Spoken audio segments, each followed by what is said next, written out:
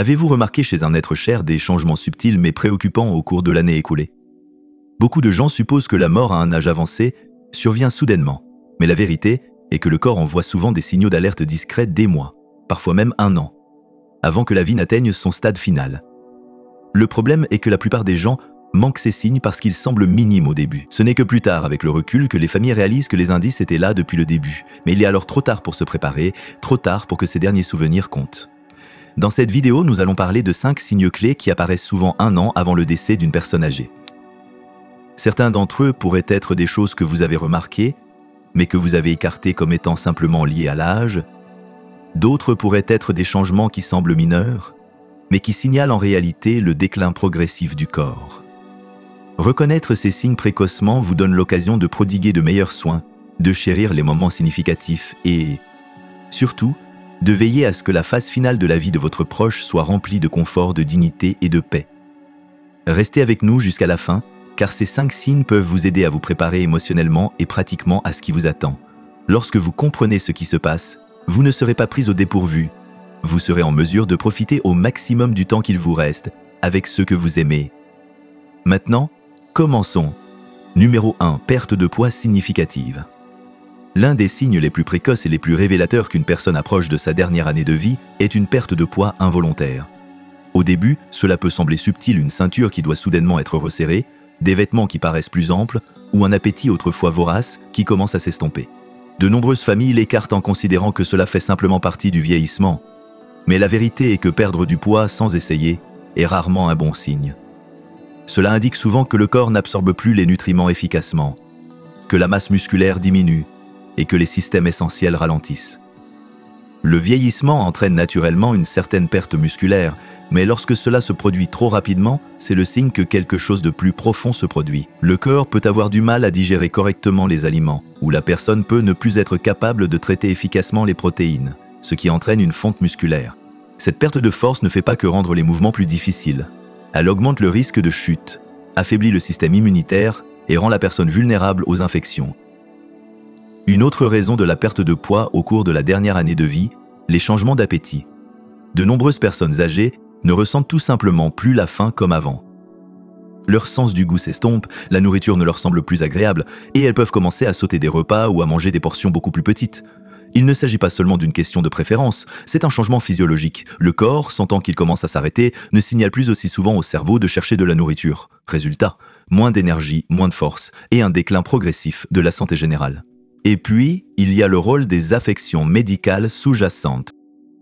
La perte de poids est un symptôme courant de maladies chroniques comme le cancer, l'insuffisance cardiaque ou les maladies rénales, qui peuvent toutes commencer à progresser longtemps avant que des symptômes plus évidents n'apparaissent.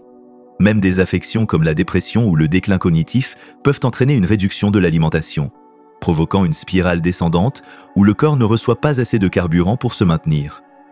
Certaines familles essaient de résoudre le problème en encourageant leurs proches à manger davantage, en leur proposant leurs aliments préférés ou en complétant les repas par des boissons protéinées. Mais si le poids continue de baisser malgré ces efforts, il est important de reconnaître que le problème n'est pas seulement l'alimentation, c'est le corps qui se prépare à une transition plus profonde. À ce stade, forcer de gros repas peut ne pas aider. Au lieu de cela, se concentrer sur le confort, les aliments faciles à manger et l'hydratation peut faire une plus grande différence dans le maintien de la qualité de vie. Si vous remarquez une perte de poids significative chez un proche âgé, surtout s'il mange moins, se sent plus faible ou a du mal à rester actif, il est temps d'y prêter attention. Il ne s'agit pas seulement de l'apparence physique, il s'agit du corps qui envoie un message, et comprendre ce message maintenant peut vous aider à vous préparer pour la route à venir avec clarté, compassion et la capacité de rendre chaque moment restant significatif. Numéro 2. Fatigue et faiblesse extrême. L'un des changements les plus notables au cours de l'année précédant la fin de vie est une fatigue profonde et persistante qui ne disparaît pas avec le repos. Il ne s'agit pas seulement de se sentir un peu fatigué après une longue journée, c'est un épuisement profond qui rend même les tâches simples accablantes. Se lever du lit devient un défi, traverser la pièce demande des efforts, et des activités qui étaient autrefois routinières comme cuisiner, s'habiller ou même tenir une conversation commencent à paraître trop épuisantes. Ce n'est pas seulement le résultat du vieillissement, c'est le signe que le corps conserve son énergie restante. Lorsque la fonction des organes commence à ralentir, le corps commence à donner la priorité à ce qui est le plus essentiel. Le cœur ne pompe pas aussi efficacement, la circulation s'affaiblit et les muscles ne reçoivent pas le même niveau d'oxygène qu'avant. C'est pourquoi de nombreuses personnes âgées dans leurs derniers mois se sentent faibles, instables et incapables de maintenir le même niveau d'activité qu'elles appréciaient autrefois. Un autre facteur clé est le ralentissement métabolique. Le corps est conçu pour produire et utiliser de l'énergie, mais lorsqu'il se prépare à sa phase finale, cette énergie est redirigée. Au lieu d'alimenter les mouvements, le corps se tourne vers la préservation. C'est pourquoi une personne en déclin peut commencer à dormir davantage, à avoir besoin de siestes plus longues pendant la journée et à avoir plus de mal à rester éveillé pendant de longues périodes. Certaines personnes peuvent même connaître des chutes soudaines d'énergie, où elles semblent aller bien à un moment donné mais complètement épuisées à l'instant suivant. Mais la partie peut-être la plus déchirante de ce processus est l'impact émotionnel de la fatigue. De nombreux seniors qui étaient autrefois fiers de leur indépendance commencent à se sentir frustrés, voire embarrassés, de ne plus pouvoir faire ce qu'ils faisaient auparavant. Ils peuvent se retirer des conversations, éviter les interactions sociales ou cesser de s'adonner à des passe-temps, non pas parce qu'ils s'en moquent, mais parce qu'ils n'ont tout simplement plus l'énergie. Cela peut conduire à un cycle d'isolement où ils cessent complètement d'essayer, ce qui ne fait qu'accélérer le déclin.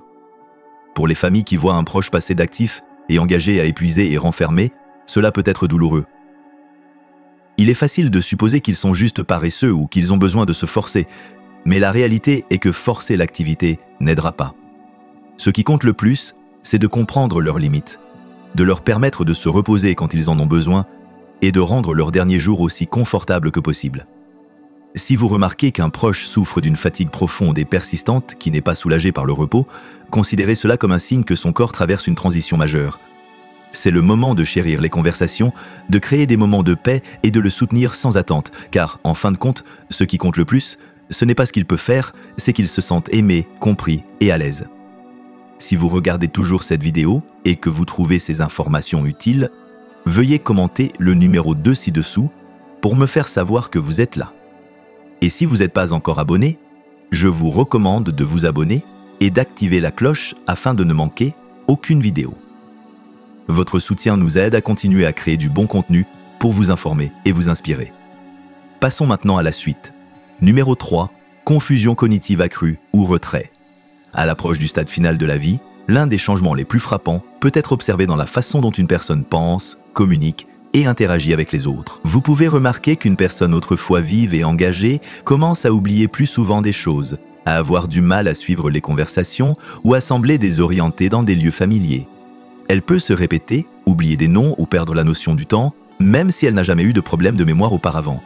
Ces changements cognitifs subtils peuvent se produire des mois, voire une année entière avant le décès. Il ne s'agit pas d'un simple oubli quotidien. Le cerveau, comme tout autre organe, a besoin d'un apport constant d'oxygène et de nutriments pour fonctionner correctement. Mais lorsque la circulation s'affaiblit et que l'apport d'oxygène au cerveau diminue, la fonction cognitive commence à décliner. La personne peut devenir facilement confuse, avoir des difficultés à prendre des décisions ou avoir du mal à reconnaître les personnes et les lieux qu'elle connaît depuis des années. Dans certains cas, elle peut même avoir de brefs moments de lucidité suivis d'épisodes soudains de confusion, presque comme si son esprit s'évanouissait par intermittence. Un autre signe courant, le retrait émotionnel.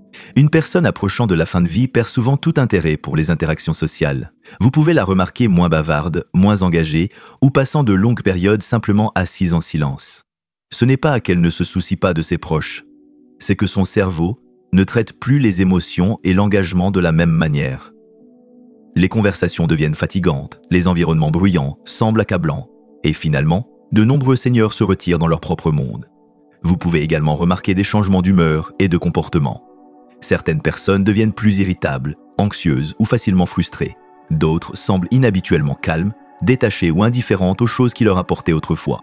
Il ne s'agit pas d'un simple changement de personnalité, il s'agit souvent d'une conséquence de l'adaptation du cerveau au déclin du corps.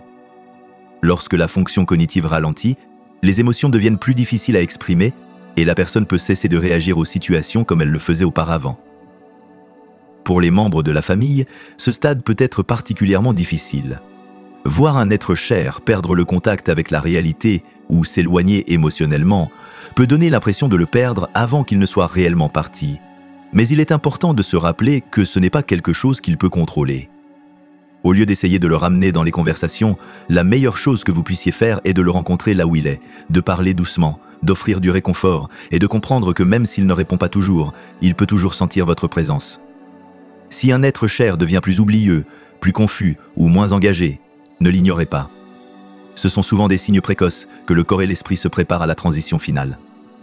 C'est le moment d'être patient, de chérir les moments de calme et de se concentrer sur la création d'un environnement qui soit sûr, familier et paisible, car même lorsque les maux s'estompent, l'amour et le confort peuvent toujours être ressentis. Passons à la suite. Numéro 4. Infections fréquentes et cicatrisation lente. Lorsque le corps commence à s'affaiblir, l'un des signes physiques les plus évidents est un système immunitaire affaibli. Vous pourriez remarquer qu'une personne qui tombait rarement malade auparavant semble maintenant attraper tous les rhumes, toutes les grippes, toutes les petites infections qui traînent.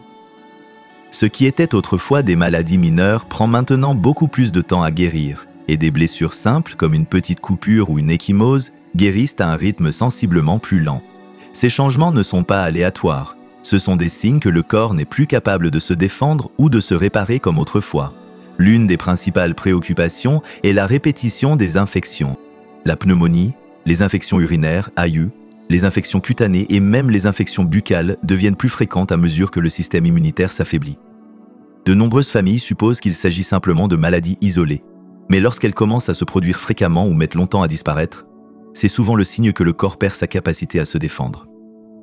Même les antibiotiques, qui étaient autrefois efficaces rapidement, peuvent sembler moins efficaces. La personne peut avoir besoin de médicaments plus puissants, de périodes de convalescence plus longues ou de plusieurs cycles de traitement pour des infections qui auraient été mineures autrefois. Cela se produit parce que lorsque la circulation ralentit et que la fonction des organes diminue, le corps ne répond tout simplement pas aussi bien au traitement. Un autre problème souvent négligé, les plaies chroniques. Si vous remarquez que de petites égratignures, des plaies ou des ecchymoses ne guérissent pas correctement ou continuent de se rouvrir, cela pourrait signifier que la circulation est compromise. Une mauvaise circulation sanguine signifie que l'oxygène et les nutriments n'atteignent pas la peau et les tissus efficacement, ce qui rend la guérison beaucoup plus lente que d'habitude. Les escarres, en particulier pour les personnes moins mobiles, deviennent un risque sérieux et peuvent entraîner des infections dangereuses si elles ne sont pas gérées avec soin. Ce qui est encore plus préoccupant, c'est que les infections au cours de la dernière année de vie n'ont souvent pas l'aspect que nous attendons. Au lieu d'une forte fièvre, une personne âgée peut simplement sembler plus fatiguée que d'habitude, plus confuse ou moins intéressée par la nourriture. En fait, pour les personnes âgées, une baisse soudaine de la vigilance mentale est souvent le premier signe d'alerte d'une infection, avant même que d'autres symptômes n'apparaissent. C'est pourquoi la reconnaissance précoce de ces changements peut faire une différence dans le niveau de confort et de soutien qu'elles reçoivent dans leur phase finale de vie. Pour les familles qui voient un être cher traverser des infections répétées, cela peut être frustrant et déchirant. Il est tentant de préconiser des traitements agressifs, en espérant qu'un cycle d'antibiotiques de plus ou un séjour de plus à l'hôpital résoudra le problème. Mais à un certain moment, l'objectif passe souvent de la guérison au réconfort. S'assurer qu'elles restent hydratées, garder leur peau propre et hydratée, et minimiser le stress sur le corps peut faire plus pour leur bien-être qu'un autre cycle de médicaments qui ne fait que prolonger la souffrance. Si vous regardez toujours cette vidéo et que vous trouvez ces informations utiles, veuillez commenter le numéro 4 ci-dessous pour me faire savoir que vous êtes là. Et si vous n'êtes pas encore abonné, je vous recommande de vous abonner et d'activer la cloche afin de ne manquer aucune vidéo. Votre soutien nous aide à continuer à créer du bon contenu pour vous informer et vous inspirer. Passons maintenant à la suite. Numéro 5. Changement majeur dans la respiration ou la circulation. L'un des signes les plus révélateurs que le corps se prépare à sa phase finale est un changement notable dans les schémas respiratoires et la circulation. Vous pouvez remarquer que votre proche respire plus lentement ou moins profondément qu'avant. Parfois, il peut faire des pauses entre les respirations, ou sa respiration peut devenir irrégulière, s'accélérant puis ralentissant de façon inattendue. Certaines personnes connaissent un schéma respiratoire doux et rythmique appelé respiration de Cheyne-Stokes, où la respiration alterne entre des respirations profondes et rapides et de longues pauses. Ces changements peuvent commencer subtilement, mais avec le temps, ils deviennent plus prononcés et plus fréquents. Un autre signe courant est l'affaiblissement de la circulation. Vous pouvez remarquer que ses mains, ses pieds, voire son nez et ses oreilles commencent à devenir froids au toucher. La peau peut apparaître pâle, bleuâtre ou marbrée, en particulier autour des doigts et des orteils. Cela se produit parce que le corps donne la priorité à l'irrigation sanguine des organes vitaux, réduisant ainsi la circulation vers les extrémités. C'est une indication claire que le cœur ne pompe plus aussi fort qu'avant. Certaines personnes ressentent également un essoufflement plus important, même en cas de mouvement minime.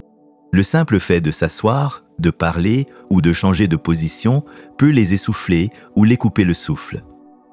Vous pouvez les remarquer respirer plus souvent par la bouche, ou elles peuvent soudainement avoir besoin de s'arrêter et de reprendre leur souffle en parlant. Si elles étaient autrefois capables de traverser facilement la pièce mais ont maintenant du mal à le faire, leur fonction pulmonaire est peut-être en déclin. Dans certains cas, une accumulation de liquide dans les poumons peut rendre la respiration plus difficile. Cela peut provoquer une toux persistante, des gargouillis ou même une sensation d'oppression dans la poitrine. Beaucoup de gens supposent qu'il s'agit simplement d'une congestion due à un rhume. Mais chez les personnes âgées approchant de la fin de vie, c'est souvent le signe que les poumons s'affaiblissent. Cela peut rendre la position allongée inconfortable, et elles peuvent préférer dormir calées sur des oreillers ou dans un fauteuil inclinable pour faciliter leur respiration. Pour les membres de la famille, voir ces changements peut être effrayant. Il est naturel de vouloir aider, de les encourager à respirer plus profondément ou de s'inquiéter de ce qui se passe en urgence. Mais dans de nombreux cas, il s'agit simplement de la façon naturelle dont le corps ralentit. Il n'y a pas toujours de moyen d'inverser ces changements, mais il existe des moyens de les rendre plus confortables. Garder la pièce fraîche, utiliser un humidificateur ou offrir de petites gorgées d'eau peut aider à soulager l'inconfort. Dans certains cas, des médicaments ou une oxygénothérapie peuvent apporter un soulagement, mais l'objectif passe du traitement du problème au confort. Si vous remarquez ces signes, changement de respiration, mains et pieds froids ou peau bleuâtre, soyez attentifs. Ce sont souvent des indicateurs que le corps économise de l'énergie et que la circulation ralentit. C'est le moment d'être présent, d'offrir du réconfort et de créer un environnement paisible où ils se sentent en sécurité et à l'aise. Au cours de ces derniers mois ou semaines, la chose la plus importante que vous puissiez leur offrir n'est pas une intervention médicale, mais le confort, la dignité et la connaissance qu'ils ne sont pas seuls. Réflexion finale. Alors que nous arrivons à la fin de cette vidéo, prenez un moment pour réfléchir à ce dont nous avons parlé: perte de poids significative, fatigue extrême, déclin cognitif, infections fréquentes et changements majeurs dans la respiration et la circulation. Ces 5 signes apparaissent souvent dans l'année qui précède le décès d'une personne âgée. Ils ne se produisent pas tous en même temps. Et ils ne sont pas toujours évidents au début. Mais lorsque vous commencez à les remarquer, c'est un signe que le corps se prépare à sa transition finale. Pour de nombreuses familles, ces changements peuvent être difficiles à accepter. Il est naturel de vouloir lutter contre eux, d'encourager un être cher à manger plus, à bouger plus ou à surmonter l'épuisement, mais parfois, la meilleure chose à faire est d'écouter ce que son corps nous dit. Au lieu de nous concentrer sur la tentative d'inverser l'inévitable, nous pouvons nous concentrer sur le fait de rendre le temps qui leur reste aussi paisible, confortable et significatif que possible. Comprendre ces signes ne signifie pas avoir peur de la mort. Cela signifie s'y préparer. Lorsque vous reconnaissez ces changements précocement, vous pouvez offrir de meilleurs soins, prendre des décisions importantes à l'avance et veiller à ce que les derniers mois de votre proche soient remplis d'amour et de dignité. C'est un moment pour chérir les moments, partager des histoires et leur faire savoir qu'ils sont valorisés et qu'ils ne sont pas seuls. Si vous remarquez ces signes chez un proche, respirez profondément et rappelez-vous que vous n'êtes pas seul dans ce voyage.